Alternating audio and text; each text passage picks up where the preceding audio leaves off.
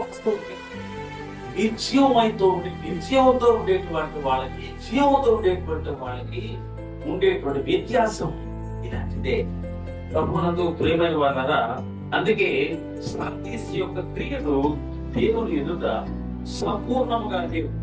So అపవాది ఏం చేస్తాడంటే సంఘాలతో విమత బోధన చూపిస్తాడు. అంటే దేవుడు ఏదైతే తన ప్రజలకు అందించాలనేటువంటి సందేశాన్ని పంపిస్తాడో దానికి వ్యతిరేకంగా అపవాది తన పని తాను నెరవేరుస్తూ ఉంటాడు. నేను అంతా చెప్తున్నాను, ఆల్రెడీ చెడిపోయి పడిపోయినటువంటి వారికి అపవాది వాళ్ళతో సంబంధం లేదు. వాళ్ళకి ఏం పని చేయడు, వాళ్ళ దగ్గర రాడు అసలు. దానికి వచ్చేసారు కదా, ఇప్పుడు ఇంకేం పని ఉంది వీళ్ళతో. కాబట్టి ఎవరైతే దేవుని పట్ల కాస్త కోస్తూ భయభక్తులు ఉన్నాయో వాళ్ళ దగ్గరికి వాళ్ళు చెడగొట్టేదానికే ప్రయత్నం చేస్తారు. అయితే ఈ సందర్భంలో విశ్వాసులు ఉండవలసినటువంటి పరిస్థితి ఏంటంటే జాగరూకత కలిగి ఉండాలి, జాగ్రత్త కలిగి ఉండాలి.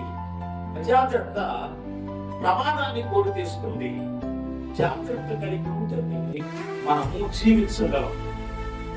మీరు ఒకవేళ ఈ పేపర్లు చూస్తా లేకపోతే యూట్యూబ్ లాంటివి వెళ్ళగా చూస్తూ ఉంటే ఈ మధ్య మన దేశంలో భయంకరమైన ప్రమాదం ఒకటి జరిగింది.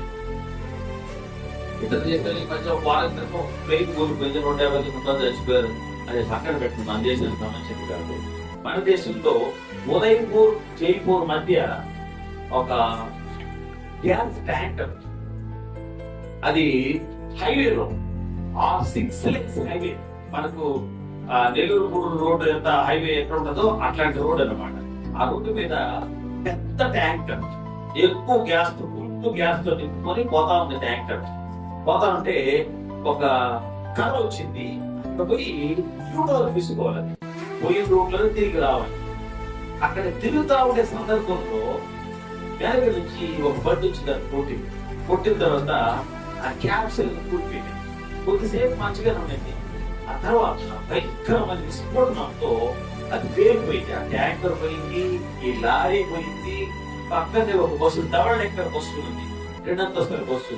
ఆ బస్సులో ఎంతమంది ఉన్నారో వాడు చచ్చిపోయారు. చుట్టుపక్కల 45 మనుషులు భస్మీపటమైపోయారు. అంటే ఒక ఆటంకం వేసినంత ప్రమాదం జరిగింది. సో సరైనటువంటి జాగరూకతతో వాహనాలు నడపడంతో వలన ఇంతటి పెను ప్రమాదం సంభవించింది. దేవుని బిడ్డలారా, సో క్రైస్తవులు మృతుతుల్యమైనటువంటి సోమరతనాన్ని విడిచి పేర్కోవాలి అని వారికి ఉపయోగిస్తుంది. ప్రభుని యొక్క రాకంటే గర్భంలో జీవించాలి, జాగ్రత్త అనేది క్రైస్తవుని యొక్క లక్షణమయ్యేదాన్ని వాక్యం మనకు తెలియపరుస్తుంది.